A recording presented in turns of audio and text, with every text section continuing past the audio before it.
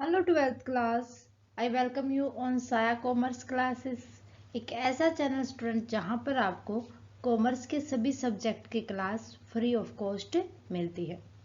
So student, मैं आपके सामने फिर हाजिर हूँ एक अनदर इम्पोर्टेंट चैप्टर के साथ, जिसके अंदर से आपका मैक्सिमम मार्क्स के क्वेश्चंस आने वाले हैं टर्म 2 एग्जाम में, फाइनेंशियल मार्केट। सो अगर इस चैप्टर को आपने अच्छे से समझ लिया तो पास होने के नियर बाय तो आप इसी चैप्टर से पहुंच जाओगे।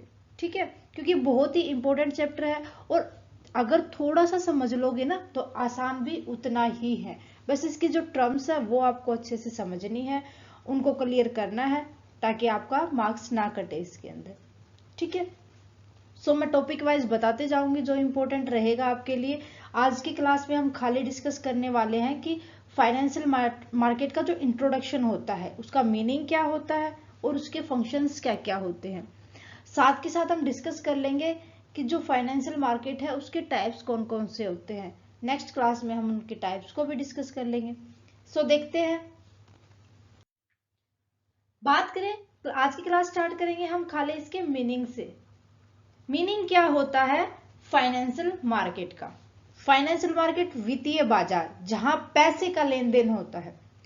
सो इस मार्केट के अंदर कोई भी गुड्स या कोई भी सर्विसेज का लेन देन नहीं होगा। यहां पर लेन देन होगा पैसे का, फंड का, मनी से रिलेटेड बात की जाएंगी यहां पर।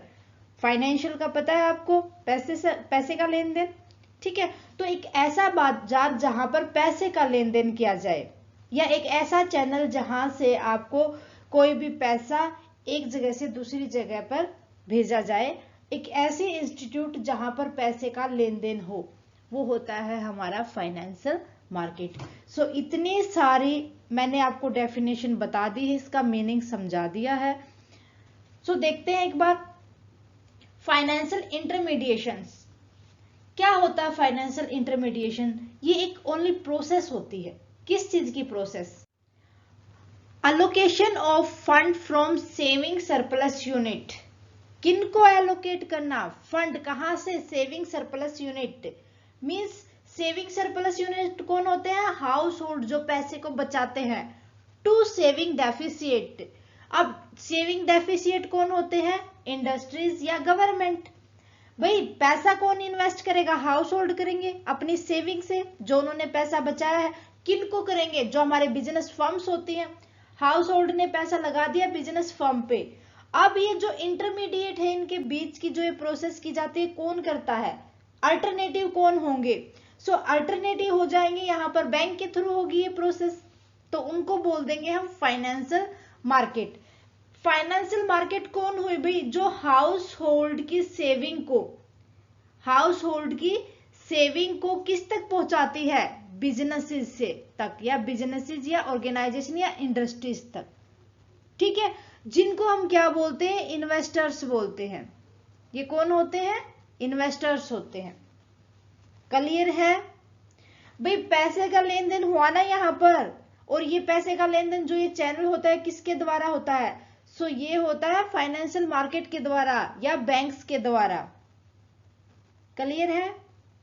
बढ़े आगे, अब समझें कि मीनिंग क्या होगा फाइनेंशियल मार्केट का।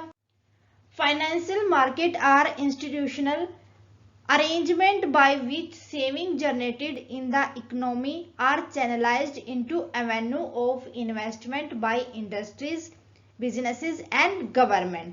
कि भाई जो फाइनेंशियल मार्केट होती है ना, वो एक इंस्टीट्यूट अरेंजमेंट होता है। किसका?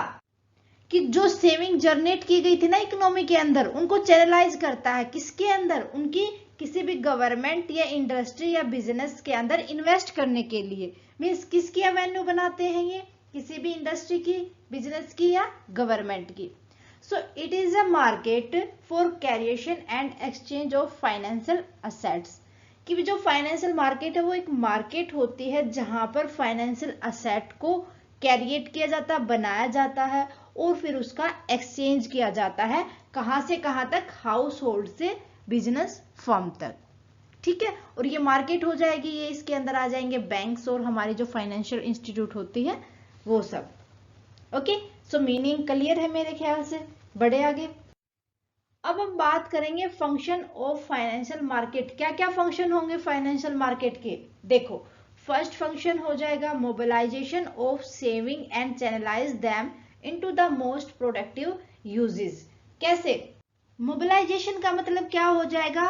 सेविंग को यहां से वहां तक भेजना, एक जगह से दूसरी जगह इन्वेस्ट करना। किसके लिए? जो मोस्ट प्रोडक्टिव यूजेस हैं उनके लिए। कैसे करेंगे भाई? क्योंकि जो फाइनेंशियल मार्केट है ना, उसके थ्रू ही फैसिलिटी को ट्रांसफर किया जाता है saver to investor. Means household से लेके एक फर्म को। हाउस होल्ड किसको करता है? फर्म को करेगा। देखो, हाउस होल्ड जो पैसे को बचाते हैं जैसे हम होते हैं, और किसको कर देंगे इन्वेस्ट? जो फर्म होती है उसको, क्योंकि वो प्रोडक्ट बनाते हैं, हम वहां पर इन्वेस्ट कर देंगे। सो सेवर टू इन्वेस्टर्स। नेक्स्ट आ जाएगा फाइनेंशियल मार्केट हेल्प करती है पीपल को इन्वेस्ट करने के लिए उनकी जितनी भी सेविंग है। किसमें? फाइनेंशियल इंस्ट्रूमेंट में। और जहां से वो क्या कमा सके? अपनी इनकम कमा सके, और कैपिटल के ऊपर कैपिटल एप्रिसिएशन का मतलब होता है इंटरेस्ट ले सके वो। ठीक है। नेक्स्ट हो जाएगा facilitate mobilisation of saving of people and their channelisation into the most productive uses. जो हमने पॉइंट बताया था ना, उसी को डिफाइन किया गया है कि मोबिलाइजेशन, जो उनकी सेविंग थी ना लोगों की, उनको मोबिलाइजेशन करता है, और उनके जो अच्छा प्रोडक्ट ताकि वो खरीद सके अकॉर्डिंग टू देयर यूजेस, वो उनको प्रोवाइड करता है। कौन? Financial market. क्लियर है फर्स्ट फंक्शन। सेकंड फंक्शन हो जाएगा फैसिलिटेट प्राइस डिस्कवरी। भाई प्राइस डिस्कवरी मतलब ये डिपेंड करके चलेगी जितने भी फाइनेंशियल सिक्योरिटीज है उनकी डिमांड हाउस होल्ड ने मीन्स सेवर ने कितनी की है, और जितनी हम उनको सप्लाई कर पाए हाउस होल्ड को, उन दोनों के ऊपर, फैक्टर के ऊपर। So price of anything depend upon the demand and supply factor. Price तो तभी डिपेंड करेगा ना कि उसकी डिमांड कितनी है, उसके ऊपर सप्लाई कितनी मिलती है। Demand and supply of financial asset and securities in financial market help in deciding the price of various financial securities. कि भाई किसी भी सेवर ने कितनी डिमांड की गई है फाइनेंशियल सिक्योरिटीज की। मतलब अब ये देखो, डिमांड कौन करेगा? ये डिमांड करेंगे यहाँ पर प्रोड्यूसर। प्रोड्यूसर कौन होते हैं? प्रोड्यूसर होते हैं बिजनेस फर्म, वही तो डिमांड करती है ना, रिप्रेजेंट करती है डिमांड को। सो नेक्स्ट आ जाएगी ये लाइन। और सप्लाई, सप्लाई कौन करेगा? यहां पर करेंगे, उल्टा हो जाएगा हाउस होल्ड, क्योंकि भाई ये अपनी सेविंग लगाएंगे तभी तो क्या करेगा? बिजनेसेस प्रोडक्शन करेगा, वहीं पर तो पैसा लगाएंगे और ये वहां से अपनी गुड्स और सर्विसेज खरीद लेंगे। सो यहाँ पर जो फाइनेंशियल सिक्योरिटीज होती हैं उनका प्राइस डिसाइड करता है कि उनकी फाइनेंशियल मार्केट के अंदर कितनी डिमांड है और उनको कितनी सप्लाई मिल पाती है। ठीक है, क्लियर है।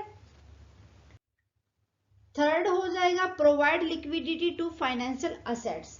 कि भाई फाइनेंशियल जो असेट है उनको कैश में कन्वर्ट करना, उनको परचेज या सेल करके तभी तो कैश में कन्वर्ट होंगी ना वो। सो कितना जल्दी होंगी? अब यहाँ पर लिक्विडिटी प्रोवाइड करके चलती है फाइनेंशियल मार्केट की। जो फाइनेंशियल असेट है हमारे पास, मीन्स जो फाइनेंशियल सिक्योरिटीज है, उनको कैश में कन्वर्ट कर सके।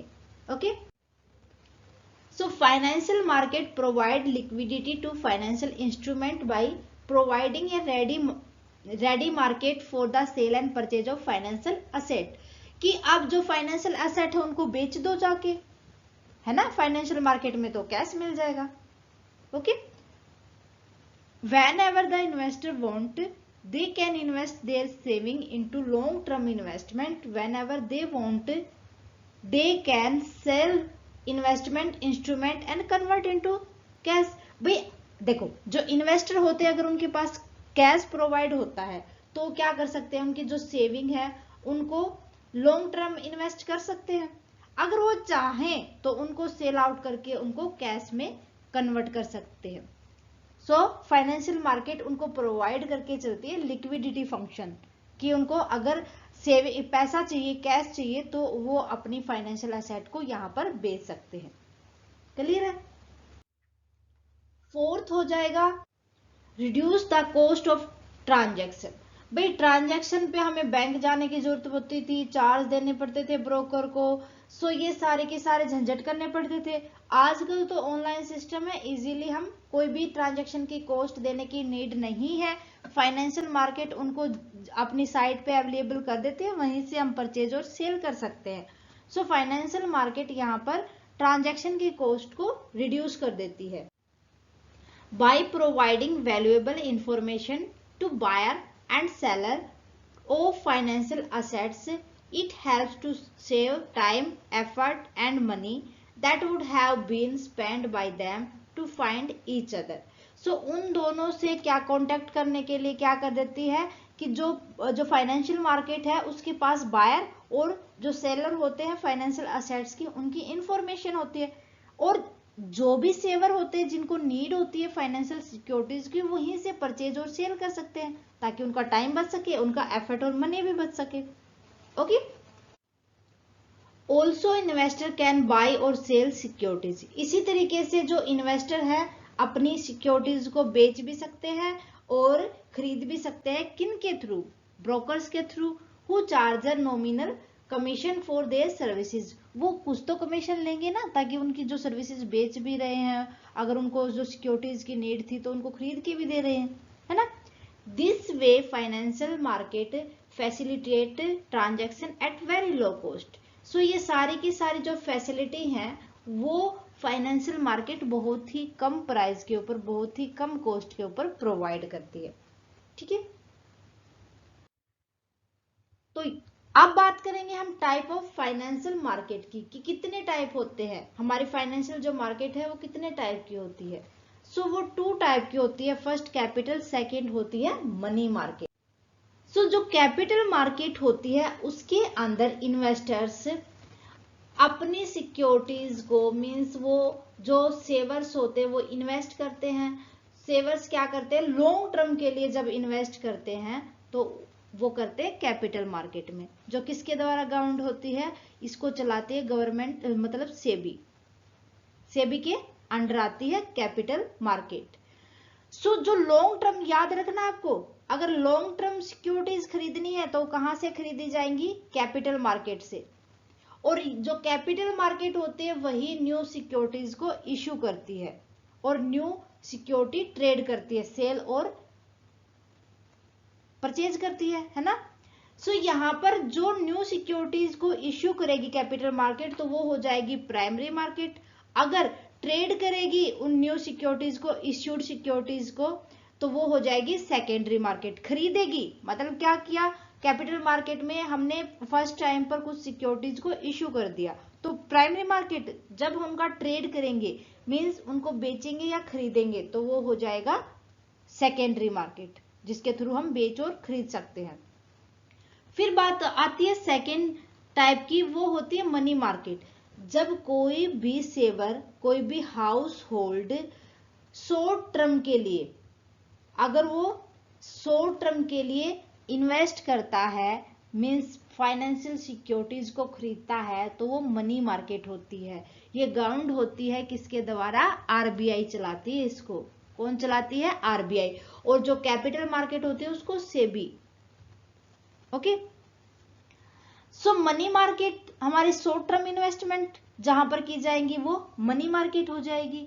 ये आपको दोनों की दोनों अच्छे से याद रखना है। नेक्स्ट क्लास के अंदर हम मनी मार्केट को और कैपिटल मार्केट को अच्छे से डिस्कस कर लेंगे। ठीक है, अब देखो मनी मार्केट के अंदर क्या क्या आ जाएगा, जितने भी ट्रेजरी बिल है, ट्रेजरी बिल्स, कॉमर्शियल बिल, ठीक है, ये सारे के सारे जितने भी बिल्स होते हैं, कॉल मनी, कॉमर्शियल पेपर, ये सारे के सारे आ जाते हैं हमारे किसके अंदर, मनी मार्केट के अंदर, क्योंकि ये शॉर्ट टर्म होते हैं ना, या कॉमर्शियल डिपॉजिट। ठीक है, ये हमारे शॉर्ट टर्म सिक्योरिटीज हो जाएंगे, जिसको कोई भी कस्टमर, कोई भी इन्वेस्टर या सेवर फॉर 1 ईयर खरीदता है, क्योंकि जो शॉर्ट पीरियड के लिए होती है वो फॉर 1 ईयर होती है। ठीक है, सो ये हो जाएंगे type of financial market. Next class के अंदर हम मनी मार्केट को अच्छे से डिस्कस कर लेंगे और उससे आगे हम कैपिटल मार्केट को डिस्कस कर लेंगे। सो आज के लिए बस इतना स्टूडेंट। उम्मीद करती हूँ कि आपको अच्छे से समझ आया होगा ये टॉपिक, क्योंकि ये बहुत ही इंपॉर्टेंट टॉपिक है हमारे एग्जाम के पॉइंट ऑफ व्यू से। अच्छे से क्लियर करना है। कोई भी डाउट रहता है तो आप हमें कमेंट करके बताएं, या पीछे वाली क्लासेस में कोई भी डाउट है तो भी आप हमें कमेंट करके बताएं। क्लास अच्छी लगे तो प्लीज लाइक और अदर स्टूडेंट के साथ ज्यादा से ज्यादा शेयर करें। स्टूडेंट, अगर आपने अभी तक साया कॉमर्स क्लासेस को सब्सक्राइब नहीं किया है तो प्लीज सब्सक्राइब कर लें और बेल आइकन को दबा लें, ताकि आने वाली क्लास की नोटिफिकेशन प्रॉपरली आपको मिलती रहे। थैंक यू स्टूडेंट, मिलते हैं नेक्स्ट क्लास में। Bye bye and take care.